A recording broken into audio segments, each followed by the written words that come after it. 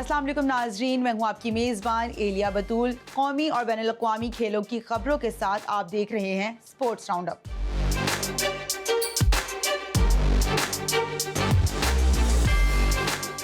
आइए सबसे पहले नजर डालते हैं हेडलाइंस पर। Commonwealth games javelin through final में अरशद नदीम गोल्ड मेडल की दौड़ से बाहर हो गए।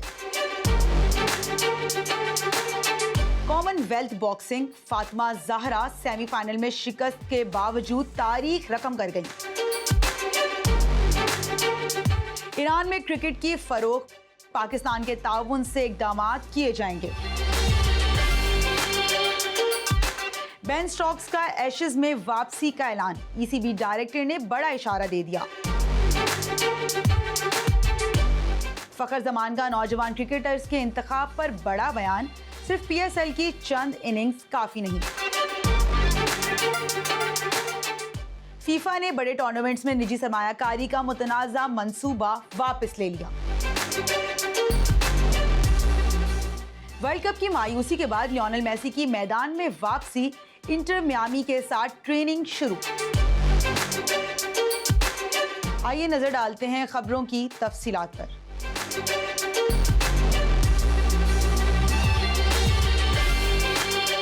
कॉमनवेल्थ गेम्स में जेवलिन थ्रू के फाइनल में athlete Arshad Nadeem gold medal का दिफा करने में नाकाम रहे और अगले मरहले की दौड़ से बाहर हो गए। अरशद नदीम 77.41 मीटर की थ्रो के साथ 9वें नंबर पर रहे और अगले मरहले में क्वालिफाई नहीं कर सके। कॉमनवेल्थ गेम्स 2026 के मर्दों के जेवलिन थ्रो मुकाबलों में श्रीलंका के रोमेश थारंगा ने शानदार कारकर्दगी का मुजाहिरा करते हुए 89.75 मीटर्स की शानदार थ्रो फेंकी और गोल्ड मेडल अपने नाम कर लिया। पाकिस्तान के दिफाई चैंपियन अरशद नदीम मेडल का दिफा करने में नाकाम रहे और इब्तदाई 3 थ्रोज के बाद टॉप 8 में जगह न बना सके।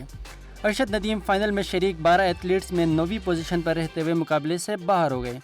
अरशद नदीम ने फाइनल का आगाज़ मायूस कुन अंदाज में किया जब उनकी पहली थ्रो फाउल करार दी गई। दूसरी कोशिश में उन्होंने 77.41 मीटर्स की थ्रो फेंकी, जिसके बाद वो कुछ देर के लिए बेहतर पोजीशन में नजर आए। ताहम दीगर एथलीट्स की उम्दा कारकर्दगी के बाइस उनकी दर्जाबंदी मुसलसल नीचे आती गई।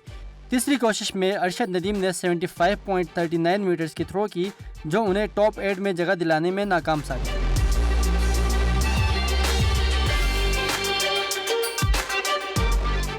ग्लासगो में पाकिस्तान की 22 साला बॉक्सर फातिमा ज़हरा ने कॉमनवेल्थ गेम्स में तारीख रकम करते हुए बॉक्सिंग में तमगा जीतने वाली पहली पाकिस्तानी खातून बनने का एजाज़ हासिल कर लिया। इस कामयाबी के साथ पाकिस्तान ने कॉमनवेल्थ गेम्स की बॉक्सिंग में 12 साल बाद दोबारा तमगा हासिल किया है। इससे कबल 2014 के ग्लासगो कॉमनवेल्थ गेम्स में पाकिस्तानी बॉक्सर मोहम्मद वसीम ने सिल्वर मेडल अपने नाम किया था। फातिमा ज़हरा ने ख़वातीन के 60 किलोग्राम इवेंट के क्वार्टर फाइनल्स में न्यूजीलैंड की जॉर्डन विल्सन्स को 5-0 से शिकस्त देकर सेमीफाइनल में जगह बनाई थी, जिसके साथ ही मुकाबलों के फॉर्मेट के तहत उनका कम अज़ कम कांसी का तमगा यकीनी हो चुका था। बाद अज़ाद सेमीफाइनल में उन्हें कनाडा की मेरी बाथोल अल अहमदिया के हाथों शिकस्त का सामना करना पड़ा, ताहम वो कांसी का तमगा जीतने में कामयाब रहीं, जो कॉमनवेल्थ गेम्स 2026 में पाकिस्तान का पहला तमगा है। कामयाबी के बाद फातिमा ज़हरा ने कहा कि पाकिस्तान में ख़वातीन की बॉक्सिंग तरक्की कर रही है और ये कामयाबी इस बात का सबूत है कि मुल्क दुरुस्त सिमत में आगे बढ़ रहा है। उन्होंने कहा कि यह सिर्फ पहला कदम है, इनकी ख्वाहिश सोने का तमगा जीतने की थी, ताहम ये कांसी का तमगा भी पाकिस्तानी बॉक्सिंग के लिए बहुत अहमियत का हामिल है।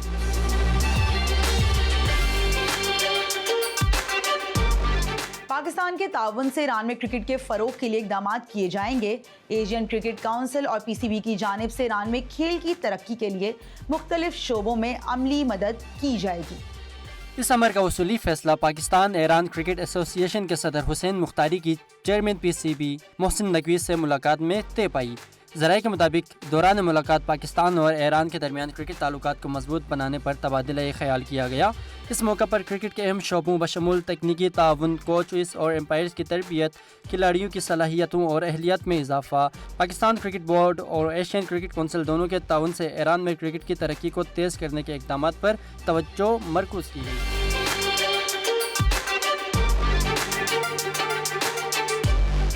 इंग्लैंड क्रिकेट के मैनेजिंग डायरेक्टर रोब की ने एशेज सीरीज में बेन स्टोक्स की वापसी का इशारा दे दिया। उन्होंने कहा कि स्टोक्स जैसे खिलाड़ी के बारे में कुछ भी हतमी नहीं कहा जा सकता اور مستقبل میں کچھ بھی ممکن ہے۔ تفصیلات کے مطابق انگلینڈ کرکٹ بورڈ کے مینیجنگ ڈائریکٹر روب نے کہا ہے کہ اگرچہ بین اسٹوکس نے ٹیسٹ کرکٹ سے ریٹائرمنٹ کا اعلان کر دیا ہے، تاہم ایشیز سیریز میں ان کی واپسی کے امکان کو مکمل طور پر مسترد نہیں کیا جا سکتا۔ ان کے مطابق اسٹوکس جیسے کھلاڑی کے بارے میں کچھ بھی حتمی نہیں کہا جا سکتا اور مستقبل میں کچھ بھی ممکن ہے۔ بین اسٹوکس نے گزشتہ ماہ نیوزی لینڈ کے خلاف سیریز کے دوران ذہنی اور جسمانی تھکن کو وجہ بناتے ہوئے بین الاقوامی کرکٹ چھوڑنے کا اعلان کیا تھا۔ اس وقت انہوں نے اعلان کیا تھا کہ وہ ممکنہ طور پر اگلی ایشیز سیریز میدان کے بجائے تماشائیوں کے ساتھ بیٹھ کر دیکھیں گے، لیکن اس کے باوجود ان کی واپسی کی قیاس آرائیاں جاری ہیں۔ دوسری جانب روب نے یہ بھی واضح کیا ہے کہ اسٹوکس نے خود واپسی کا کوئی اشارہ نہیں دیا، تاہم ان کے لیے دروازے کبھی بھی بند نہیں ہوں گے اور وہ جب چاہے دوبارہ کرکٹ میں واپس آ سکتے ہیں۔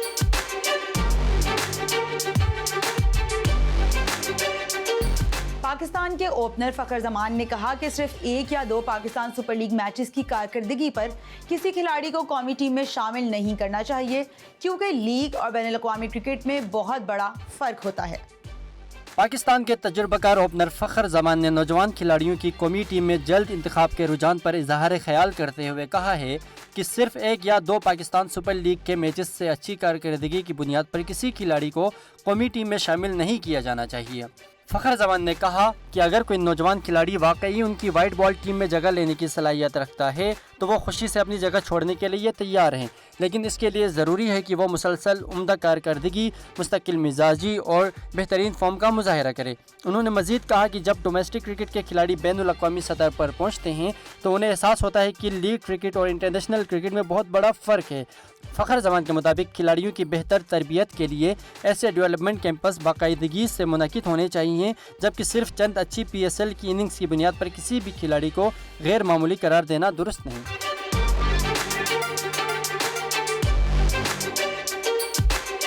فیفا نے عالمی سطح پر شدید مخالفت کے بعد ورلڈ کپ سمیت بڑے ٹورنامنٹس میں نجی سرمایہ کاری کی اجازت دینے کا متنازع منصوبہ واپس لینے کا اعلان کر دیا ہے۔ بین الاقوامی خبر رسائی ادارے کے مطابق فیفا کے صدر جیانی انفینٹینیو کا کہنا تھا کہ اس تجویز نے فٹ بال برادری میں اختلافات کو جنم دیا، جس کے باعث اسے آگے بڑھانا کھیل کے مفاد میں نظر نہیں آیا۔ اس منصوبے کے تحت فیفا کی 211 رکنی ایسوسی ایشنز کو حمایت کے بدلے $4 کروڑ دینے کی پیشکش کی گئی تھی، تاہم یورپی فٹ بال تنظیم یویفا، ایشین فٹ بال کنفیڈریشن اور کانکاکاف نے اس کی مخالفت کی۔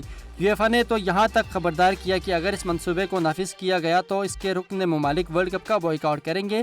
فیفا کے سینئر مشیر نے بھی اس منصوبے کو فٹ بال کے مستقبل کے لیے نقصان دہ قرار دیتے ہوئے استعفیٰ دے دیا، جبکہ چیف آپریٹنگ آفیسرز نے اعتراف کیا کہ فیفا انتظامیہ کو بھی اس معاملے میں گمراہ کیا گیا ہے۔ شدید دباؤ کے بعد انفینٹینیو نے کہا کہ وہ اب تمام اسٹیک ہولڈرز کو دوبارہ ایک میز پر لا کر باہمی مشاورت کے ذریعے فٹ بال کے مستقبل کے متعلق فیصلے کرنا چاہتے ہیں، جبکہ آئندہ سال ہونے والے فیفا صدارتی انتخابات سے قبل ان پر مزید دباؤ بڑھ چکا ہے۔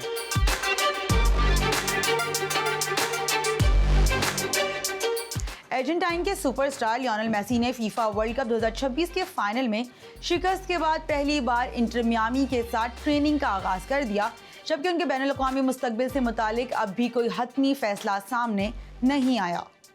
فیفا ورلڈ کپ 2026 کے فائنل میں اسپین کے ہاتھوں شکست کے 10 روز بعد ارجنٹینا کے کپتان لیونل میسی اپنے major league soccer club inter Miami کے ساتھ دوبارہ ٹریننگ کرتے ہوئے نظر آئے ہیں۔ انٹر میامی نے سوشل میڈیا پر ایک ویڈیو جاری کی جس میں میسی اپنے دیرینہ ساتھی روڈیگا پول کے ساتھ ٹریننگ گراؤنڈ میں داخل ہوتے ہوئے نظر آئے۔ ورلڈ کپ فائنل میں 1-0 کی شکست کے بعد میسی اپنی آبائی گاؤں ریزاریو میں اہل خانہ کے ساتھ وقت گزار رہے تھے۔ شکست کے بعد میسی نے ایک پیغام میں یہ بھی کہا تھا کہ اس ہار کا دکھ بہت گہرا ہے اور اس زخم کو بڑھنے میں کافی وقت لگے گا۔ میسی مسلسل دوسری مرتبہ فیفا ورلڈ کپ جیت کر ایک نئی تاریخ رقم کرنا چاہتے تھے، تاہم وہ اس میں کامیاب نہ ہو سکے۔ فیفا ورلڈ کپ کے بعد انہوں نے یہ اعلان نہیں کیا کہ وہ ارجنٹینا کی قوم کے لیے کھیلنا جاری رکھیں گے یا نہیں۔ ادھر انٹر میامی کے ہیڈ کوچ نے بھی تصدیق کی ہے کہ میسی کی واپسی کی کوئی تاریخ مقرر نہیں کی گئی تھی، لیکن اب ان کی ٹریننگ میں واپسی سے مداحوں میں خوشی کی لہر دوڑ گئی ہے۔